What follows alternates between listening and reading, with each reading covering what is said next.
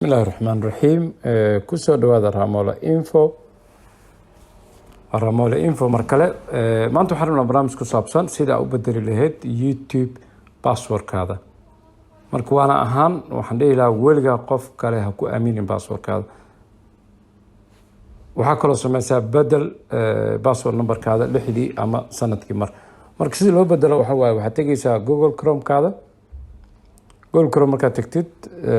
linkaas waxa ku qoray YouTube marka YouTube-ka ku soo baxayo YouTube-kaadi aniga waa ku already ku jiray marka password iyo inaan ku qoro maaha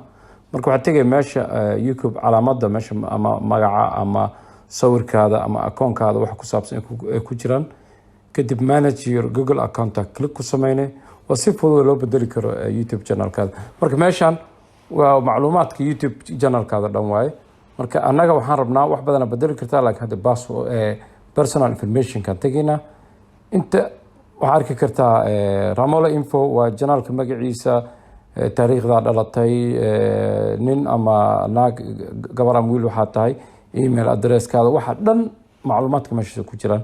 marka maanta waxaan rabnaa inaan bedelno passwordka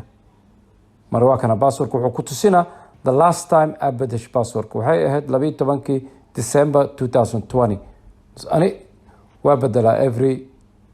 4 5 months 6 months password cusub bedela marka si aad u bedeshid ogaado inaad tahay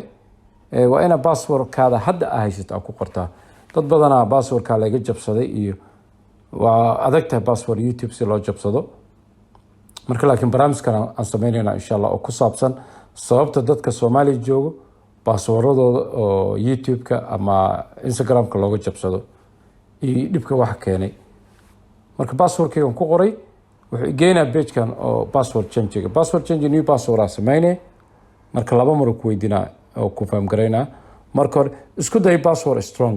waxa la dhahaa password adag lama rabo inaad passwordkaada ka dhigtid Muqdisho Hargeysa Kismaayo ma lama rabo wax aan qofka qalbigiisa soo dhaceen oo isku darsan xarfo waaweyn capital letters taariikh iyo mataqaanaa calaamado sida question mark sida mataqaanaa ay calaamad ha ahaato ina mataqaanaa ku darto si uu adkaato passwordkaada in la jabsado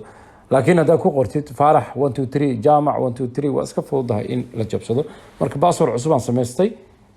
hadda confirm ku sameeyna hadii Ilaahay yiraahdo change password leedahay marka automatic ku sheegaa change password waa la bedelay passwordkaada meelahan ha ku save gareynin never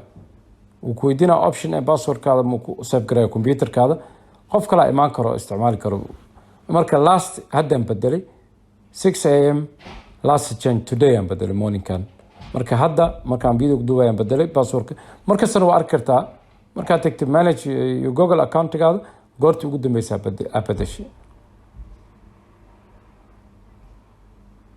marka waxaan isaga noqonaynaa gudihii passwordkaas isku bedelay waa YouTube channel-kayga waa channel cusub waxyaabo badan ku saabsan YouTube password YouTube aan soo gelinayna insha Allah hadii subscribe aan soo saartid waa mahadsantahay hadii kalena nala soo insha Allah video aan soo gelinayna assalamu alaykum warahmatullahi